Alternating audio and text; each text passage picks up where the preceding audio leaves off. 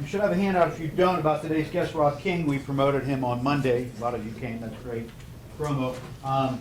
Since we had Peter King a couple weeks ago and Rob King, we have Don King coming in 2 weeks, and finally we're going to finish with Old Timers Day, Larry King. Okay, so this is a King class.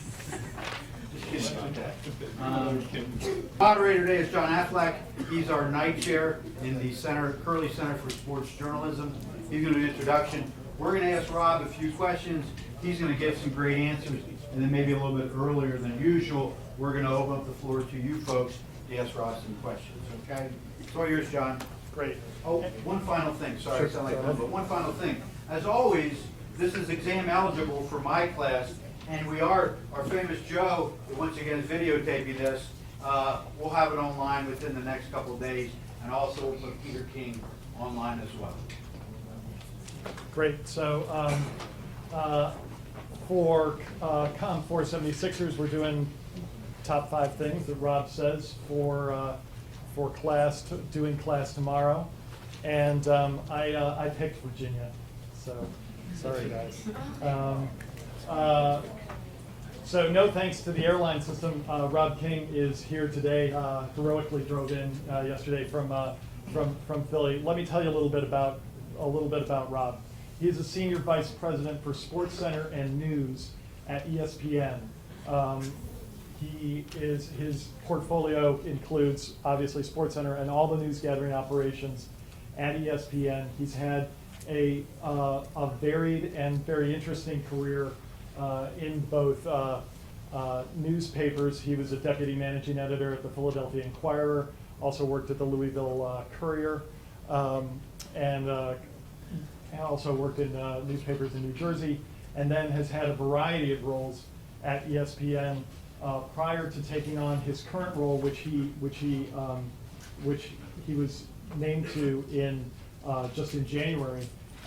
He ran I almost said APs, ESPN's digital efforts, ESPN.com, and the mag. So lot going on in his career. He's got a fantastic perspective when it comes to what's going on in journalism and the future of journalism.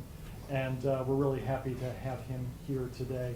I should say before we get to questions that he's a Penn Stater, studied here in 1986, I believe, and after getting his BA in English from Wesleyan, and was on the staff of the Collegian, so has Penn State ties, and I could definitely get the vibe that he is a Penn Stater when we were talking last night. So let's welcome Rob.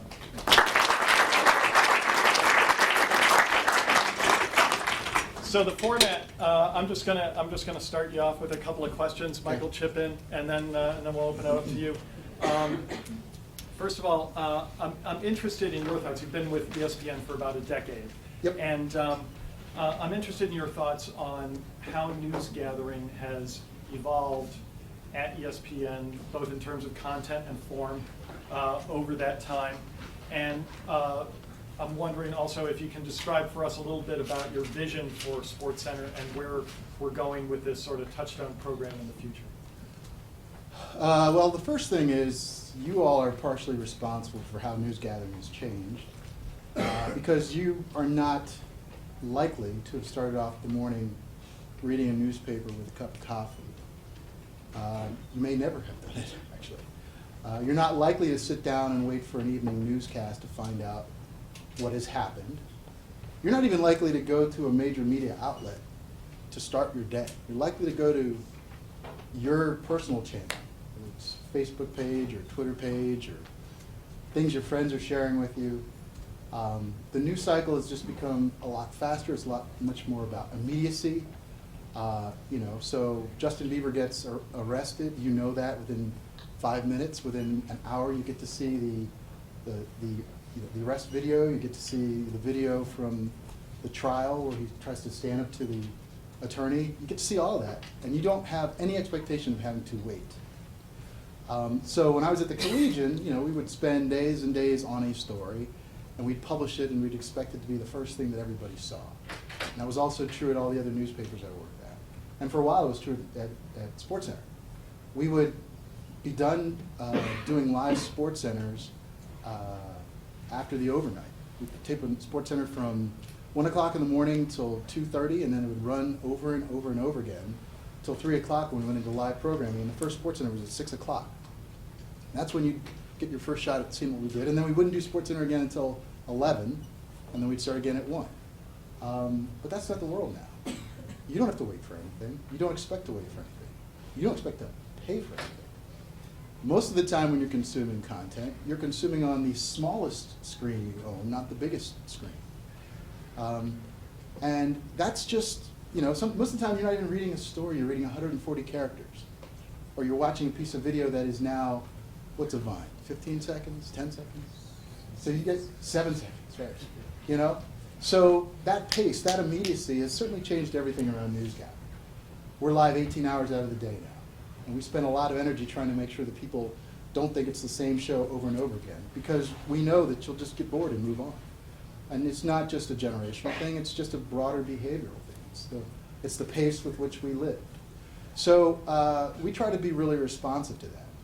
We spend a lot of time talking about right now, right now. That's why we have a rundown on the show, because we want the show to constantly tell you there's something coming and here's the very latest. That's why we emphasize breaking news. That's why we spend a lot of time working with our app to drive alerts, because if some news comes to you rather than us waiting for you to come to our show or our site, you're more likely to consume it. And that's not going away. So the question becomes, when you start looking at a show like ours, how do you represent now at all times? And how do you anticipate big events coming, and how do you make sure nobody misses when you try to do a great long story that you weren't expecting? How do we make sure you don't miss surprises? In the end, everything we do is targeted towards serving fans. If you come to ESPN, everybody knows that that's our mission: serve sports fans wherever, whenever. And so basically, everything we do is guided by the behavior that we see in our audience.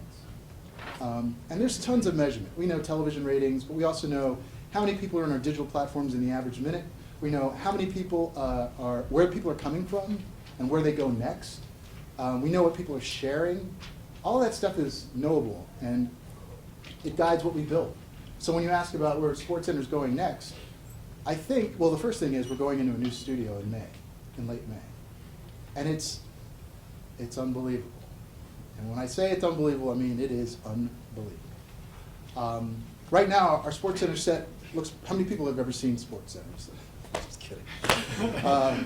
The SportsCenter set looks pretty cool. It's pretty elaborate. And there are 15 beautiful monitors in which we can have touch screens and over-the-shoulder shots and big, beautiful shots. And it's state of the art. New studio has 143 screens. New studio has 8 sets. It has something called a Jitticam. It is basically like the Skycam at games. So you'll be able to watch this as we move from set to set. We've got monitors in the floor. We're going to have incredible new telestration. By the end of the year, you'll be able to see us telestrate a lot like Minority Report or Iron Man, where anchors are actually moving three-dimensional objects around. I mean, it's all coming in the next 6 months. And that's all beautiful and that's all technical. But then you get to the stuff we're actually going to be covering. And when we launch, we'll be in the middle of Eastern Conference Finals. I don't know who's going to be playing, so I can't tell you that. But I know that it's going to really matter. And then right after the Eastern Conference Finals, we're going to be in the month of June, where we have a World Cup, US Open Championship, NBA Finals, Stanley Cup Finals. So we have to be really great in all of those screens.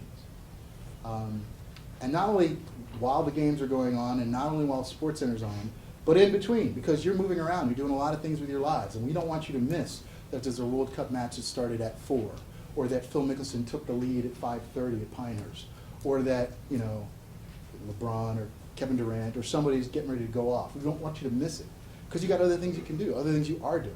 So we've got to be able to send alerts, and our screens have to represent what you might see in a game cast, where you actually see the scores develop. And we really want the experiences to be consistent, whether you're watching SportsCenter on a handset or a tablet or on a big screen. So there's a ton of energy trying to anticipate your needs, the way you consume, the times of day you're likely to spend with us, the things that you're likely going to say, oh, I can't believe that happened, I got to share it with a bunch of people. We're really focused on that because, again, we're trying to serve you in every way imaginable. And you are changing, and you are impatient. You know what it's like. You download an app, doesn't work once, that's it. You know, you try to mess around on a site, you get a 504 error, you're out. A 404 error, you're out. So we don't have a whole lot of time to mess this up. So there's immediacy, there's quality of content, there's breadth of content, and then there's awareness that your lives are way more mobile than my life was when I was your age. And that's the big backdrop. With all the pace is so frenetic, what about stories that you can really sink your teeth into, the long form kind of thing? Is there any accommodation being made for them? If so, can you tell us about it? Well, first of all, we aired more than 1,000 airs of long form features, and by that I mean, you know, the stories that go longer, 5 minutes, 6 minutes, 10 minutes. In one case, when it was 21 minutes long. And if I start talking about the stories, you'll probably recognize them. There was one 21-minute story about a woman who was a good friend after she did a feature on these two wrestlers, a good friend of these two wrestlers, one of whom didn't have legs, the other one was blind, and they would go to wrestling practice. The blind guy would carry the guy who did not have legs, and there was a feature called Carry On. 21 minutes out of an hour Sports Center. But we aired that many, many times. And people talked about it and shared it across Facebook and across Twitter, and it was a really impactful story. We did a story 3 weeks ago about a town in Northern California called Mendota, where there's a high school football team made of kids largely Hispanic, who were really up against the odds, but also trying to carry the weight of that town on their shoulders. And that piece was about 14 minutes long, and it was what we call a trackless piece. In other words, there was no narrator. There was no ESPN personality. It was all told through the voices of the people in that town, the coach and the kids and the teachers who were trying to keep them going. So basically the story is we want our storytellers to have huge ambition. And we want them to tell stories that people have never seen before. And we want to give them the bandwidth to do it. I mean, SportsCenter is always going to be about great highlights. You know, great plays, top 10 plays, anchors cracking you up when they do the highlight as the video's playing. But it's also a place, because we all love sports, and because it's something that I actually believe isn't necessarily learned, it's something you come with. We believe in these connections. We believe there's an opportunity in our shows, because we do more than almost 6,800 hours of SportsCenter a year, to slow down and tell a story. But we also think it's really important to think about, again, going back to where we started, about you and when you're likely to see it and how you're likely to see it. So we can't cut. For example, Mendota had sweeping camera shots of football fields in the town. But the version that was cut for mobile had to be tight on people's faces because you couldn't see all those sweeping shots on a handset. It couldn't be long because you got LTE minutes. We can't suck up 12 minutes of your LTE minutes. You're too busy playing games. You don't want to use up your LTE minutes on journalism necessarily. So we had to cut shorter pieces. And we have to think about all the delivery mechanisms because we want you to watch that story. We want you to know about that story. We want to make it easy for you to share that video. So we relaunched this app in November, the SportsCenter app. One of the key things there is you can actually, when you see video, you can share video with one push of a button. Because we want you to do that. If you see a cool clip, we want you to be able to share it with your friends immediately. So the long form is also about another thing, which is really, I mean, it's really hard to be excellent, okay? There's a lot of ways you can spend your time. There's a lot of good stuff out there, there's a lot of okay stuff out there, there's funny stuff, there's a lot of pet stuff. You know, the folks at BuzzFeed, they do a lot of pet stuff because they know that most of their audience isn't, this is going to sound funny, most of their audience isn't psychopaths. Only psychopaths don't like pets, okay? So everybody likes a pet thing, everybody likes a cute cat. Everybody likes, that stuff. So they do a lot of that stuff. And in our case, we start thinking about, all right, how do we make sure that people will want to see this and share this and appreciate it, and really own it as their own stories. And we try to create stories that evoke that kind of same emotion that the cat and puppy pictures generate. So it is also our opportunity to try to do something that isn't just commodity. We want to do something that people have never seen before. And make it be great. And have people think, when they think about SportsCenter, when they think about Grantland, when they think about 30 for 30, when they think about any of these brands, Nate Silver's 538, which we launched this week, we want you to think it's great. It's not just good, it's not just there, it's not just always on, it's great. And that's why it's important for us to try to tell these stories.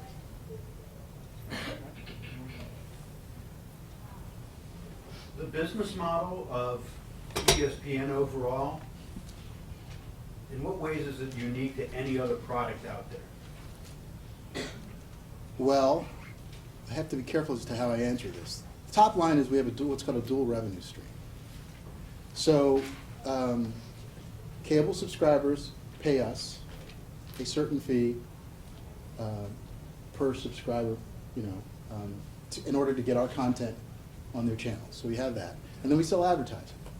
So that dual revenue model has been pretty great to us for quite some time. It's important that we produce excellent content that you consume so that our ratings justify that income from both those streams. But essentially, when you watch a piece of video on ESPN.com, you get an ad start almost always. Sometimes a 15-second ad start, sometimes a 30-second ad start. What happens through the course of the day on ESPN.com is that number of ad starts is a number that it's almost like another rating point that we deliver to an advertiser. So an advertiser is paying for time to be seen, for their messages to be seen. And we, in the digital space and even on television, we craft unique advertising positions, and there's some that you don't even recognize anymore. I'll give it to you. Coors Light Cold Hard Facts. It's just, you don't even hear the Coors Light part. But that has been a unique advertising position for Miller Coors for quite some time. Or the College Game Day built by Home Depot. You almost even hear the built by Home Depot part, but that's a material part of our business. And it's about being associated with excellent content and great audience. We just did another deal with Dish, a really important deal to continue with them and get our products on their air. And how many people can have access to watch ESPN? So, that's pretty good. So, that too is something that the cable providers, a development like that, a product like that, the cable providers will pay us based on our having shown the way to getting people to watch live TV on their tablets or laptops. So that's it in a nutshell. I mean, we've been out in front in this, and we've helped other companies kind of understand the value proposition. And so, now you don't even think about it. You've got HBO Go, and you got Fox Sports 1 on the go, and you got Disney and ABC. All these products are available, in large part because we were out front a little bit, just knowing that sports is the kind of content that people will follow wherever it is. Can you talk about some of the people that are in your space? I won't use the word competition, but a Fox Sports 1, or an NBC, Universal, or Sports Illustrated. Do you look at them at all, and how much of competition are they really? I look at them. It's a dangerous question to ask, but let me just turn it around a second, because I don't want this just to be about me yapping, all right? Seriously. I've been in your seat at Penn State, and it's like guys talking. So, how many people watch Fox Sports 1? Okay. How many people watch NBC Sports Network? CBS Sports Network? ESPN. So, I generally do that, okay? Because I think that there's a brand affinity, like people actually know what to expect. Some of the newer networks, they don't, and so they have time to establish that. They do. I mean, Fox Sports 1 isn't a year old yet. So it'd be silly for us to dismiss them. All of those groups that I mentioned have live games. Most of them have some measure of a digital presence. Some are establishing themselves in the mobile space. Everybody's got talent. Everybody's got forward-facing talent that you either know or recognize, some more recognizable than others. So it's an active space. But we would tell you that we welcome competition. We're a sports network, okay? Anybody who's in sports who doesn't recognize the value of competition should not be in sports. So, we were thrilled, really thrilled to see Fox Sports 1 launch, because we had gotten ourselves fired up that this was going to be a really massive competition. And in the end, it isn't yet. But what it did was it gave us the opportunity to start looking at the things we do and things we want to do. Around the BCS championship game, we did something called MegaCast. Did anybody see MegaCast? because Coach Franklin was part of it. Just I don't think he was coach here at the time. But you know, one of the values of MegaCast was to show the array of ways in which we can serve people on one game.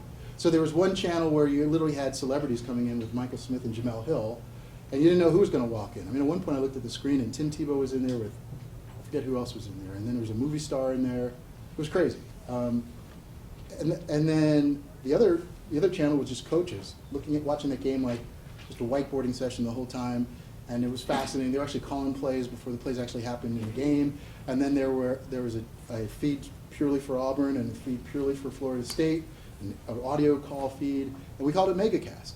And this week, Turner and True TV and CBS and TNT all announced that they're going to do a similar execution for the Final Four. You know, we actually knew that they were going to do it for the Final Four, and we didn't want to wait to be second. So we actually put our MegaCast together in like 3 weeks. 3 or 4 concerted weeks, everybody, programming, production, digital, just putting their heads down and saying, we can do this in a huge way around an event because we want to be in that space. And you know, we didn't claim, I don't think we claimed that we created the idea, we just claimed that we wanted to own that moment. And that is something that gets born of, you know, a good approach to competition. It's, I don't think that anybody at ESPN would feel comfortable if there were no competition. You know, anybody in a newsroom, anybody in sports, anybody in a newsroom knows what it's like to feel that moment where you're like, wow, I got something that nobody's ever seen before, and I can deliver it first, and I can deliver it most authoritatively, and it's a huge opportunity. And like I said, those newer networks have plenty of time to get better. We've been going for 35 years. It's a silly expectation that within 3, 4, 5, or 2 years, anybody's going to be in the minds of our audiences the way our company has been. Cool. One more and then we'll open it up. Can you just describe the interplay between programming in terms of event coverage and the news side when you're in the essentially an editorial role as you are? I think programming spends a lot of time looking at things way, way out.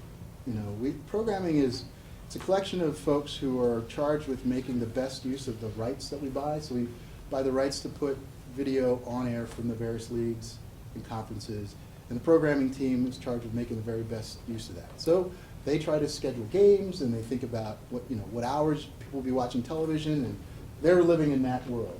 And they do a lot of work to try to make sure that they work with our business partners to get that stuff in places where people will watch it.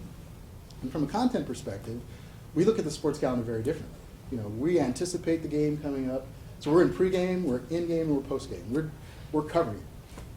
We're bringing actually what happens. So if you think of it this way, programming's preparing what will happen. We're all about what actually happens. You know, on the field, in the locker rooms, at press conferences, you know, the bars after midnight. You know, we're in the world of actually developing stories, stats, statistics, storytelling. And you know, I would tell you that it's almost hard to imagine if you're not there, but it really works well together. You know, it's a really cool thing for somebody to say, we should do MegaCast from programming, and then actually be, you know, covering those games or producing those segments in the moment and seeing what has come of the vision that programming might have had for saying we should do MegaCast. So it's a very complementary set of circumstances. You know, from the outside in, I can imagine that people think, wow, is there conflict of interest?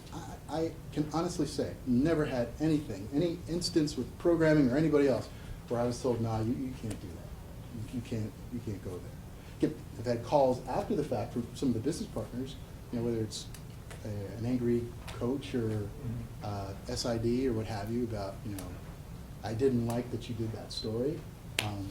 And there, it's just a matter of owning the work that you've done and trying to cloak yourself in the warm coat of being correct. But that's part of the ongoing thing. And anybody who's covered anything having to do with the President's Office or police department or anything that anybody wasn't really interested in you broadcasting knows what that's about. Sure. Why don't we turn it over to you, Gabrielle? What advice would you give someone who's interested in working, have a career with SportsCenter or any other sports network? And can I ask you a question before I answer that? So forward-facing, like on camera, or behind the scenes? On. All right, well, I think on camera, everybody should understand that the folks that we find and put on SportsCenter have worked a lot of years. And they've refined their craft for a long time. And they've gone to places where they can actually learn everything, always knowing that they want to be in front of the camera. At SportsCenter, if you come in behind the camera, you got to be completely devoted to that because it's very hard to do what we do. And you know, if you want to be in front of the camera, the best way to get better is to have those reps. So generally, my advice is, you know, take that long route. Start smaller markets, get reps, go places where you can actually make your mistakes, where 14 million people don't see it, where you can actually learn, grow, develop your voice. You know, a lot of younger on-air folks start out watching a lot of TV and emulating very closely the people that they think they want to be. And the people who cut through actually are the folks who find a way to be unique. So you have to find your own authentic voice. And the only way you can do that is through reps. And that, by the way, is true for folks who are writing or people who are in art. I mean, you have to, in order to make great stuff, you have to make a lot of really bad stuff first. And it's got to be out in front, and you've got to be able to look at it and take feedback and start over and add on. And again, we have seasoned people walking into ESPN. Now, we identify people years and years before we ever do a contract. Because we're out there, we look at the locals, you know, agents send us stuff across the transom, you know, we see links online. You know, so we spend a lot of time just trying to make sure that we're aware of who's out there. But look, if it's any consolation, when I left Penn State, my first job was in Danville, Illinois. Anybody know where Danville, Illinois is? It was so small that they would close the schools occasionally near Danville, not because it was too hot or it snowed too much. It was because the smell of the cow manure was so overwhelming that the kids couldn't study. No, don't laugh. Don't laugh. When I first left Penn State, I took the first job where they told me I could be an editorial cartoonist. I didn't pay attention. So I'm in Danville, Illinois, right? And I was in Danville for a year, 2 weeks, and 3 days. Not that I was counting. All right. I made so little money when I was in Danville. I used to have dreams that it was Thanksgiving at my grandmother's house. And I could smell the turkey and the dressing and the gravy. And then I'd wake up, and all I had in my house was baked beans and macaroni and cheese. And I'd be so sad. Right? And I remember, you know, longingly calling back to my then girlfriend at Penn State. She was still there, you know, thinking, oh, she'd just be so great if you could come out here and work with me. And she came out for an interview. It was very exciting. We were going to be together. Came out to Danville, Illinois. She was there 2 days. She'd gone. So, you know, and I worked in Danville, and I went to Cherry Hill, New Jersey, and then I went from there to Louisville. It's Louisville, not Louisville. And I picked the cards in your bracket if I were you. I went to Louisville. And from there, I went to Philadelphia as an Inquirer for 7 years, and then came to ESPN. So that's a long haul. Now at this point, it's like 32 years. So, you know, and trust me, all of those stops, there was something to learn everywhere. Now, you know, this is going to be the tough thing. How many people here are seniors in this class? All right. So I know where you are. Right? It's been there. It's March. Some of you know what you're doing. Some of you don't know what you're doing. Some of you got this pressure that you don't even really know how to talk about. Because you got all these folks who got you here, you've been here, now you're getting ready to leave, you got a lot of promises you got to fulfill, because people have gotten you to this place and they're supporting you, they got a lot of questions, you got a lot of questions. So let me just prepare you for what's going to happen over the next 8 years. And it's going to happen. And when you turn 30, you're going to think of me. You did everything else I said, you're going to say, I had Rob King, he had this right. You're getting ready to go into what I call the awful in-between. Okay? Everybody in this room is here because you achieved, from the time you were in school, something and it got you here. And now you're steamrolling in, you're at Penn State, and you're touching athletes, and you're touching technology, and you got it going on, right? And you're going to leave captains of the industry, and you're going to go right back into a certain strata. Right? As we hard. Now, hopefully you don't have to do what I did. I moved back in with my parents. I worked shifts at the Washington Post that were like 5P to 1A and 7P to 3A. I would hear about my friends who were working on Wall Street, leaving for happy hour at 4:15 on a Friday, you know, where I'd be driving into work. And somebody at the Washington Post told me then, she said, you're 22 years old, you're gonna be 5 people between now and the time you turn 30. You're gonna have a different car by the time you're 30. You're gonna have a different haircut by the time you're 30. The music you're listening to now, you don't wanna listen to when you're 30. You're gonna have friends now that you won't talk to when you're 30 years old. You're gonna be in and out of love. You're gonna have different pets. It's okay, because in the middle of all that, you're gonna be working somewhere. All right? Now take all of that change, all that personal change, and then layer on it something heavy, a cement block that most people call a career. It doesn't work if you think of it as a career and as a burden. The only way you take all of this work worry, this career worry, is if you think of it as a journey, because you're gonna change. And you may not live in a great place the first couple of years, right? You just may not. Look, I had to tap out after 1 year at the Washington Post. I had to come back to grad school here, you know, and try to think, all right, I got to go back to school. And then I went back into the world and I worked in Danville and all these other places. It's okay. Everybody goes through this. And the one thing I want you to remember is it's going to work out. You just don't know how yet. I'll say it again. It's going to work out. You just don't get to know how yet. All right? When I was in your seat, I was certain that I was going to be an editorial cartoonist. I got a university fellowship here at Penn State based on the editorial cartoons I drew. I was here for a year. I took a job in Danville because I was going to be an editorial cartoonist. My next job, I did cartoons. I had a comic strip for 6 years when I was in Louisville. I don't draw at all. The job I have has nothing to do with that thing that I knew I was going to be when I was 22 years old. It's okay. So it's all right to have some measure of certainty and some measure of a plan, but if you leave this room and you don't take my advice to enjoy the age you are right now, and to take all that weight and just say, look, it's part of my journey, it is not a responsibility that I have to cover off on in the next year or two, this will have been a waste of time. I'm telling you, at some point you're going to hear these words and you go, you know, he was right. Or, you know what, tomorrow is Thursday, official start of the weekend, I'm 22 years old, I'm going to go have fun, because Rob King told me to. That would be okay.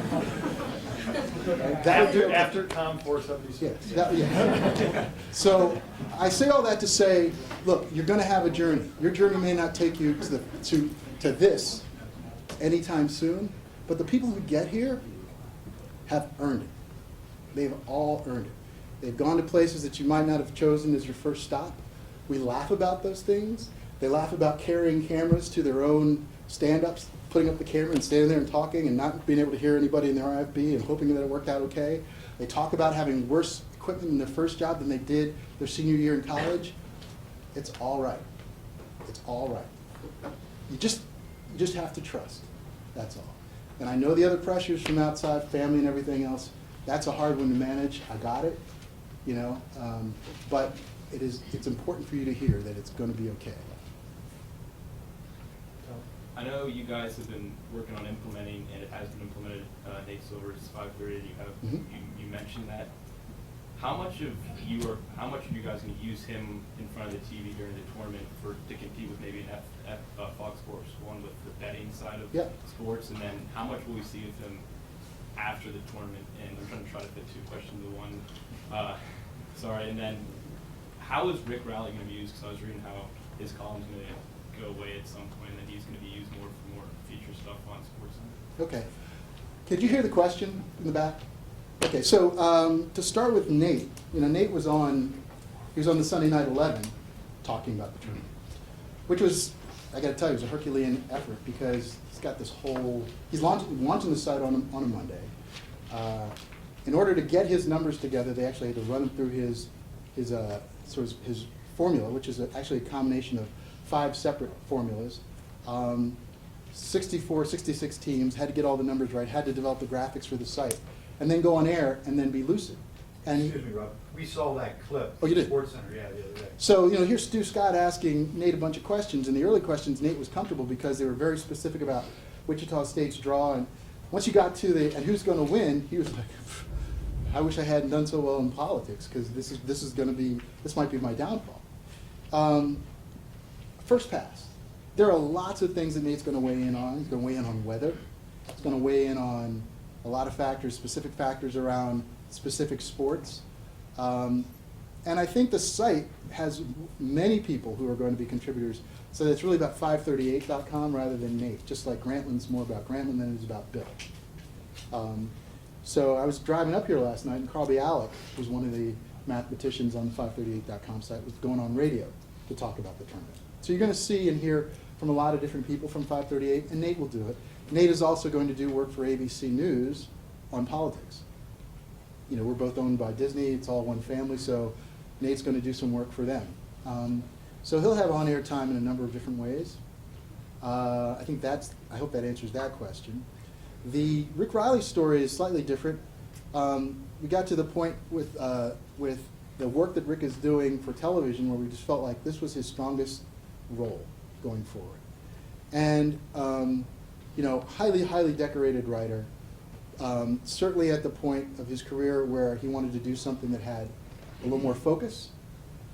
So we viewed this as an opportunity for some of the longer form pieces for him to actually do that. And we wanted to continue the relationship. I think that I have several friends who write very popular sports blogs who made A plus B equals C. I thinking, and which what the question sounded like. So Rick Riley's got to move out of the way for Nate Silver to be on the front of ESPN.com. The two are unrelated. Okay. It really was a quirk of timing that Rick's deal was announced at the time that the site was going to be launched. They didn't really have anything to do with each other. It does make it easier for the page one editor, no doubt.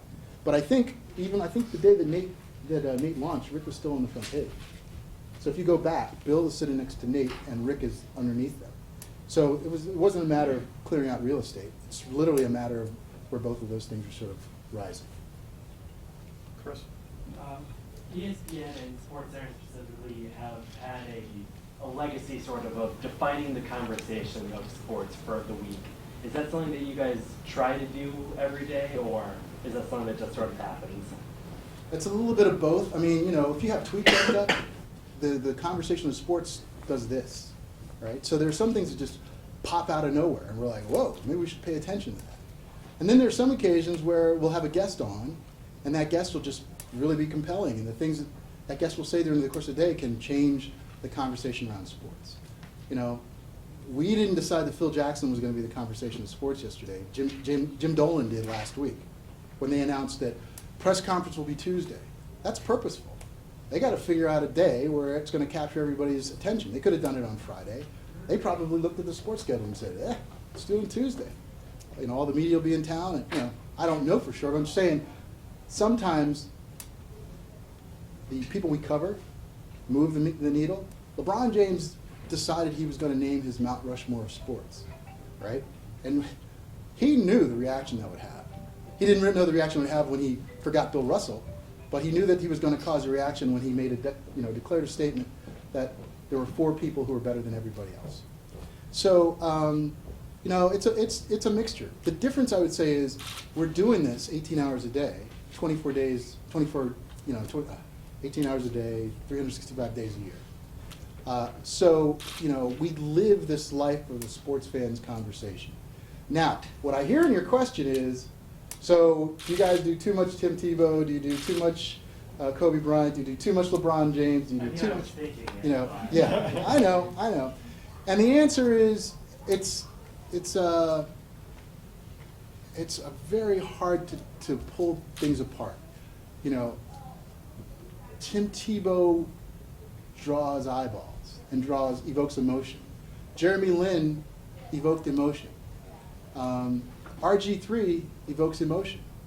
And so, you know, and not everybody moves the needle that way.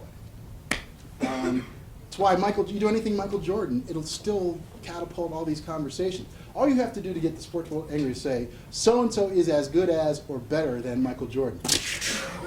You'll forget it. It's just like, how can that be?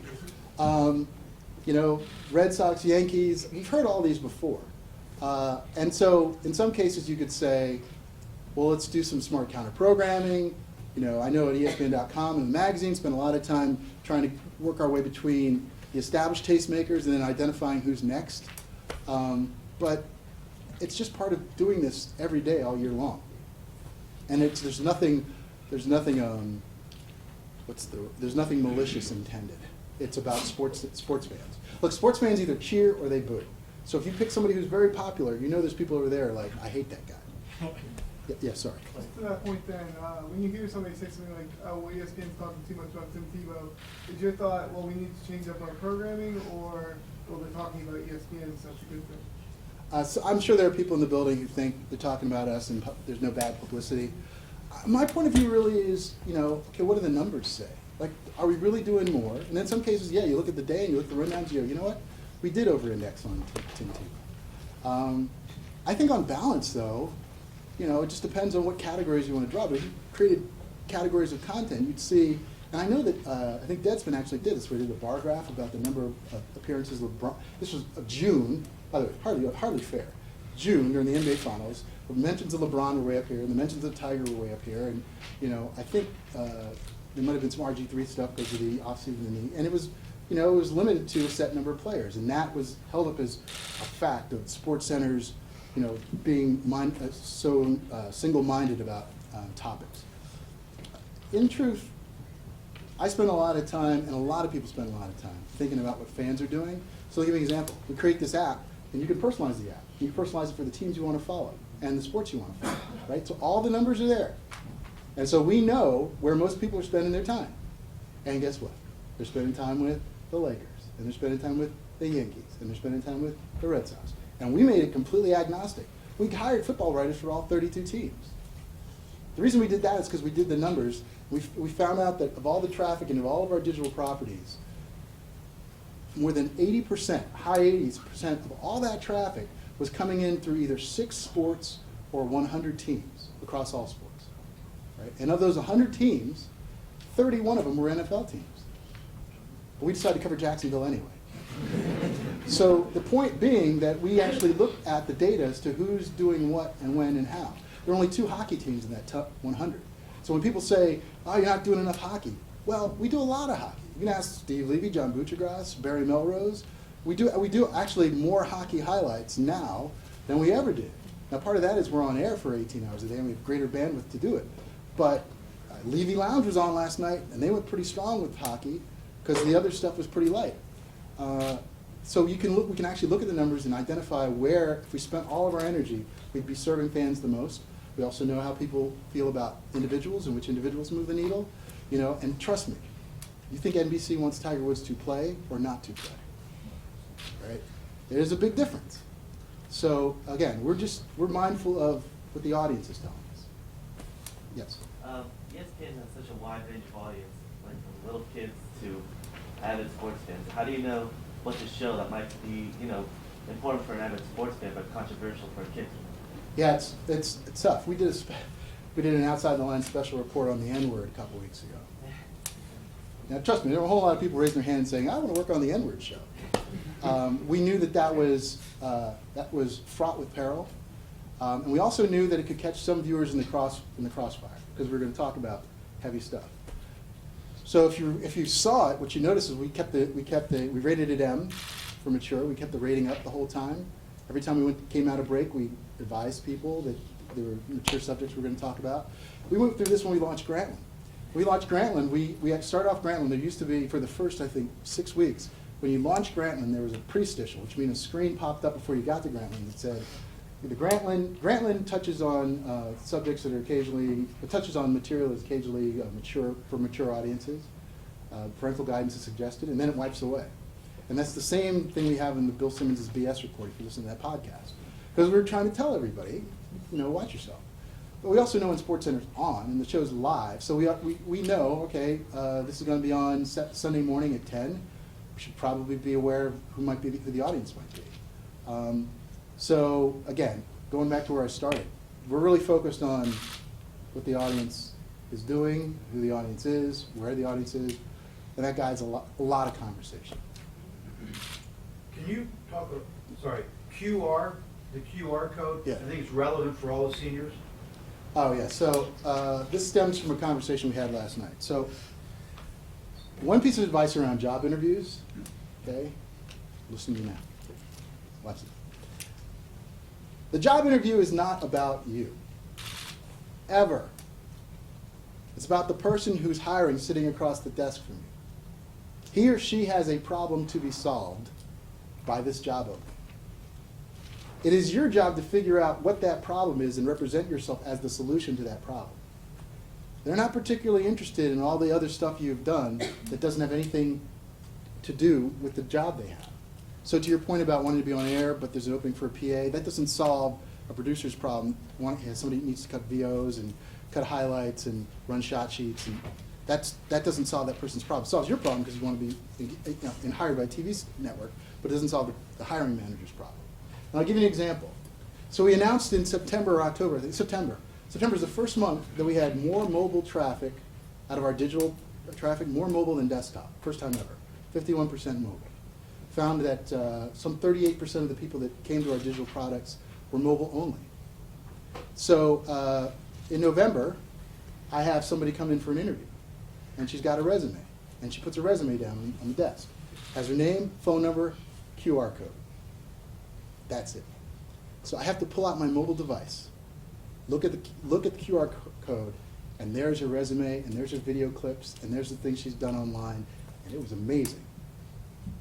Because she knew what my problems were. So I kind of have to hire you.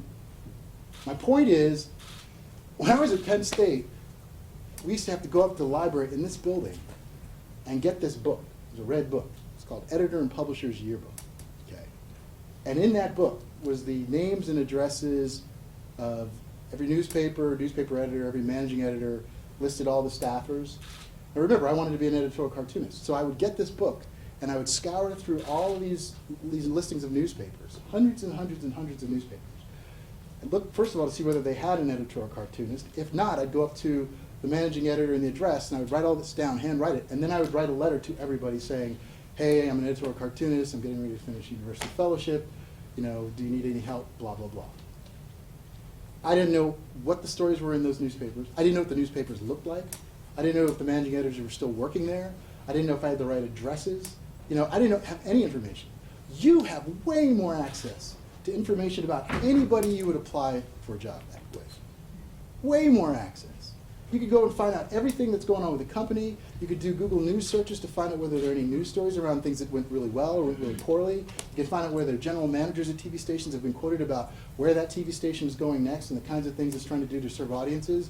You could find out whether a newspaper website, a newspaper is trying to struggle how to get from a website to mobile. You can find out what people's issues are, and you can find out who they are way easier than I could. And I would just tell you, if you're thinking about how to go about it, what's the strategy? The first is learn about the places you're going to apply. Don't just go to the job listings.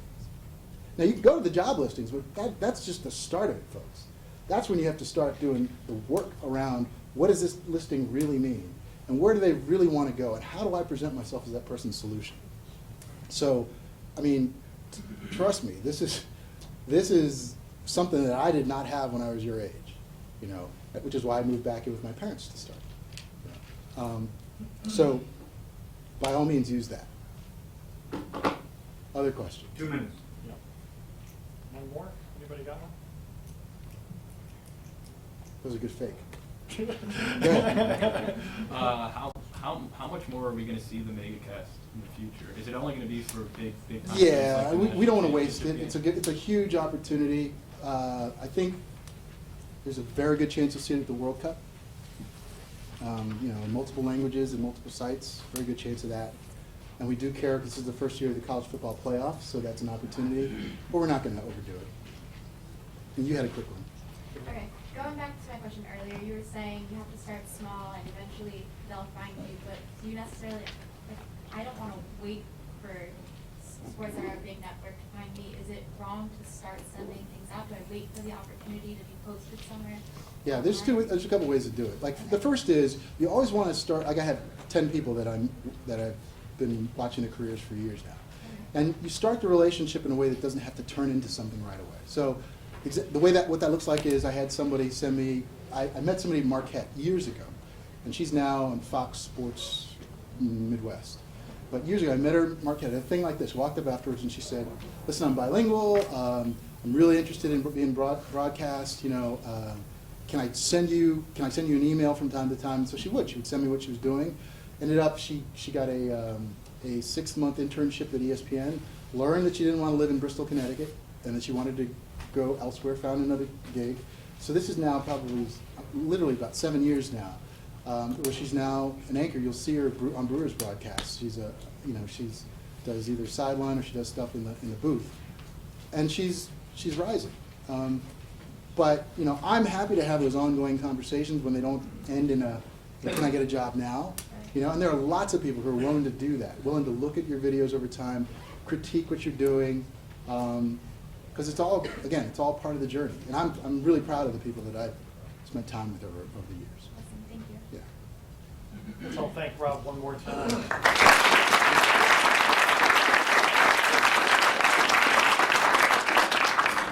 There's only one thing COMM 170 kids know about me, and I love to give away swag. You gotta open it right now. All right.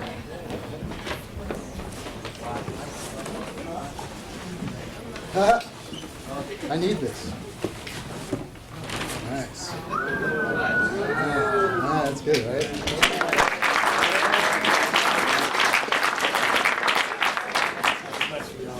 Okay, you guys get out of here. See my guys Friday. Hey, I'm Tyler. Thank you. I've been to I read, I'm sure you follow a lot, so I'm always interested in